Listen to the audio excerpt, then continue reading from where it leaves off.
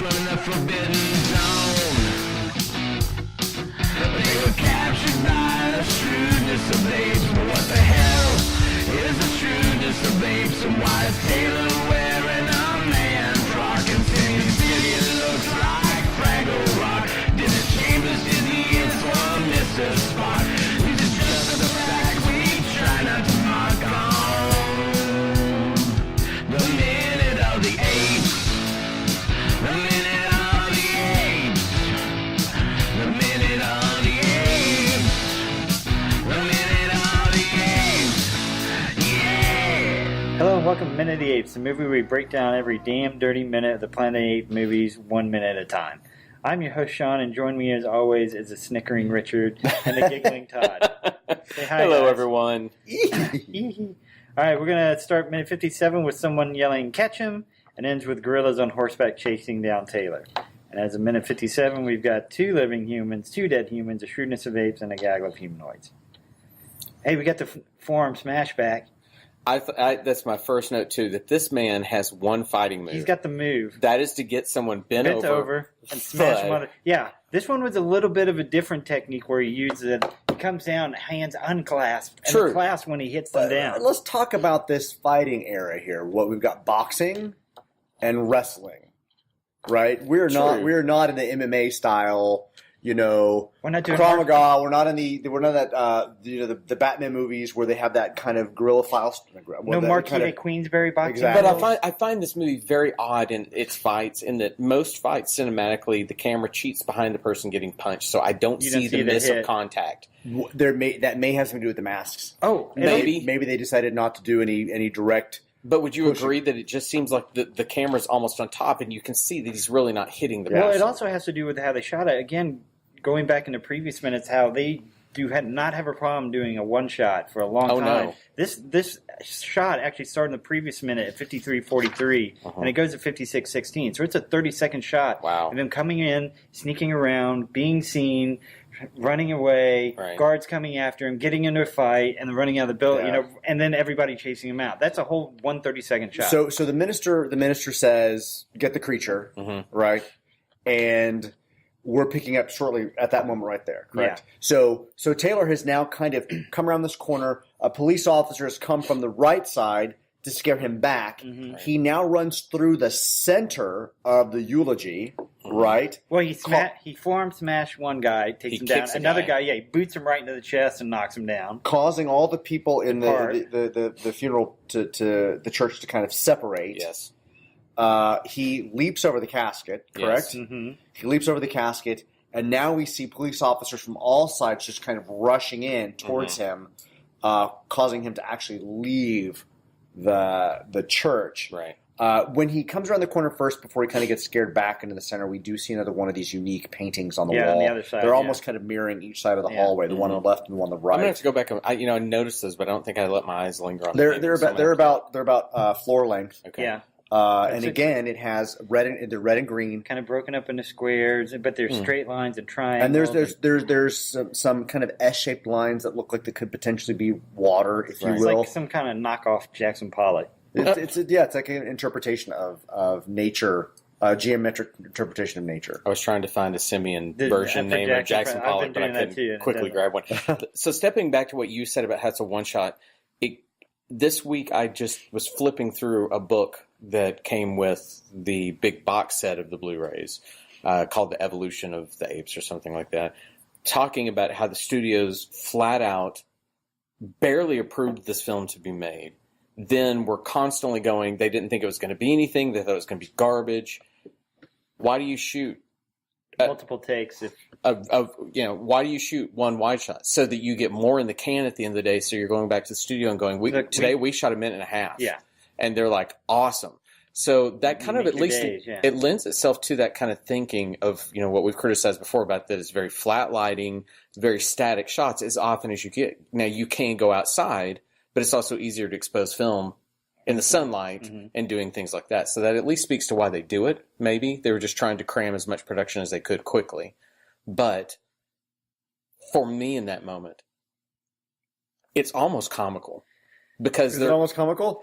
I find Taylor's hit, kick, hop, and then the casket kind of does like that. Wobbling. Well, the bongos come up. Yes. I feel like this is such sacrilege to tear apart a movie that I love this much, but when I break it down like this, it does come off as a little silly. It does feel like Heston said, all right, we've rehearsed this twice. We'll shoot this in one and we'll move on to the next scene. It was just a little silly. Now, Charlton, your foreign smash, it was fine. We'll go to the next scene. You are our official Charlton Heston. You know that, right? Yes. I want to know, okay, we were talking in the earlier minute what the equivalent of Heston Taylor breaking into this church and everybody going, get that creature. If a dog came into a church facility, even if the preacher said, get that creature, the entire service would not get up and dash out and leave taking children with them. Some people would have stayed back. Some people wouldn't have even cared. What is the equivalent of a creature in our world that everybody in the building would haul ass out after it to get rid of it? Not just to get it out of the building, but chase that down. A lion? But no, would you chase a lion down? Okay, but if a gorilla walked into a room after seeing that woman's face got ripped off, if I saw a monkey walk into the room, I'm like, would you be chasing it off, or would you be trying to get everybody away from it? But at the same time, what are they trying to touch on? What in 1967, blacks, they're trying 100% with the race situation to say that. And so if a person of color walked into an establishment, they are not allowed. What are they doing? You know, that would have been said at that time. Therefore, it is relevant. I was waiting for you to really get into your racist voice there for a second. See where that went. I hadn't even thought about that particular aspect of it. I mean, that's the comparison with this movie to race relations at the time. Yes, if you had a all-white church having a funeral and a African American were to walk into that service in a panic, scurrying through the crowd, they would flip out. They would freak out. They'd be angry. They'd be hostile. They would be in panic. It would be total chaos and disarray. If we saw a film with what you just described of an era of, let's say, the 40s, 50s, when race relations were already bad, or then into the 60s, and it was a white setting with a black person, just like I said, and sorry, person of color, I should say that. I don't mean to be rude. If they walked in, we would not question the motivation of the film. We would think that it was correct. We would think that's the way they would behave, and it's reprehensible. So what do? They juxtapose it here. But I hadn't even thought about that fact. Yeah. I mean, I keep thinking creature and the animal, and now I'm like, no, you're right. This another ethnicity. So is this the? Please correct me. Is this the moment? In this moment, he does get outside, correct? Yeah, he goes back outside. So he runs through. He runs down the center. He hops over the casket. Yes. The attendees have kind of all parted to the side, and now he's being surrounded by police officers. There's probably I would say 4, 5, 6 coming through towards him. He then exits to what would be his left and our viewing left because we see his back. He goes out of the temple and he runs back into that main street town square. There is a police officer on a horse who throws a whip at him. And this whip comes at him and it drives him to the right side of the screen, where we now get 2 police officers with a net. With the most useless technology that we've already found out from previous minutes that doesn't capture people. Only capture you if you're a humanoid extra paid to fall down. So I had that very note going back to what you and I talked about in the early capture scene from the cornfield. Yeah. These people, it's horrible. They have invested so much money in netting, and they don't know what the hell to do with it. They don't know. It's horrible. This scene and the next couple of scenes are all full of nets and whips, nets and whips, and then one of the. Anyway, we'll like our missile shield technology. We will make it work someday, even if we have to spend all our money. This net will catch somebody. Watch. I'm going to be able to go home and tell my wife, I did it today, honey. I did it today. So the first ape on horse whips at him, driving him to the right side of our screen. The 2 police officers come towards him in that same direction. They throw a net. He kind of manages to tumble out of it and avoid the net. Which, if you wanted to put a cartoon, in there, it would have been fit really well. And then he runs into a market. Well, and he before you get to the market, I just want to say, as much as I knocked the previous scene feeling comical in its staging and its flatness. I did think it's these moments that step outside that you suddenly get the cinematography and the editing, which is Hugh Fowler, I believe, is the editor. Okay. It's almost an example of it's two different styles of filmmaking. They go outside and this is chaotic, fast cutting. And when they're inside, it's just very cameras flat. on dollies. Yes. And so outside, there were even the moments, and you and I talked about this when, Sean, when the spaceship originally crashed, Richard, there's that shot at the very first where it's just almost boiling water, and we kind of laughed at they literally just put a camera on boiling water.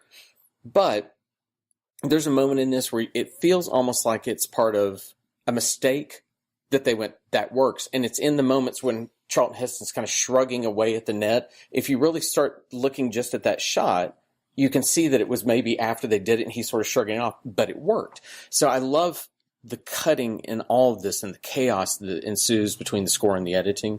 I at least want to give the props to it because I do think when it goes outside, it's a totally different film. This is to me, and granted, I wasn't watching the first couple minutes because I've joined the podcast a little bit later.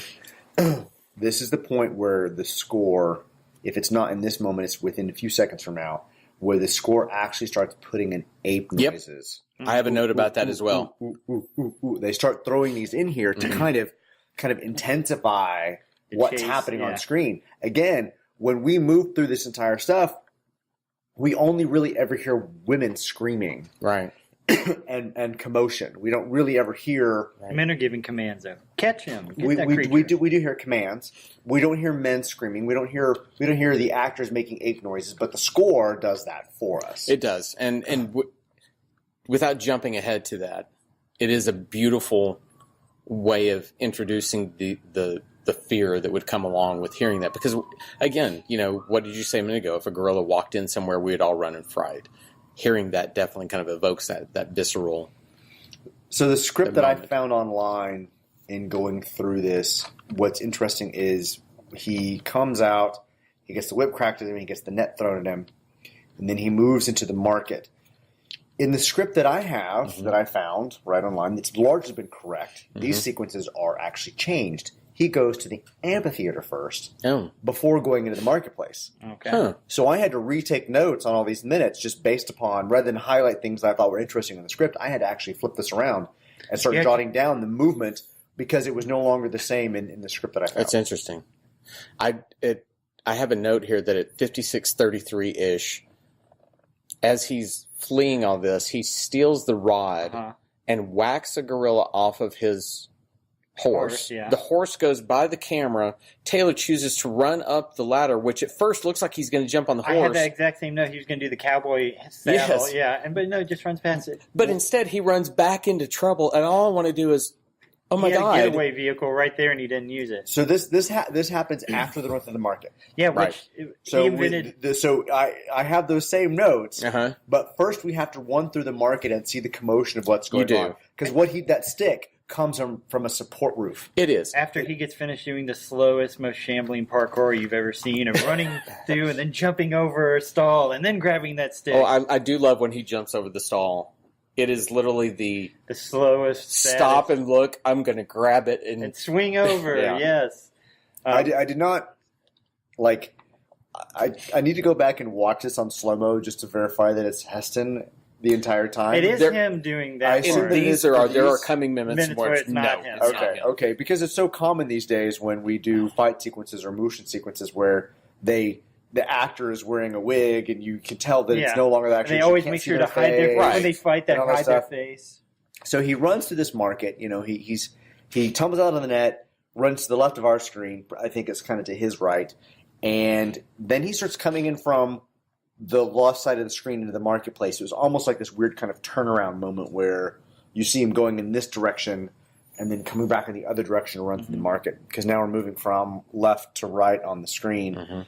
And he runs into a marketplace, right? This is not something we have in the U.S. We don't really have markets like farmers markets or something like that. Maybe a farmer's market, all right? I'll give you this, a farmer's market. The things that we see when he first moves into this tent, we see, or the first kind of market, if you will, there are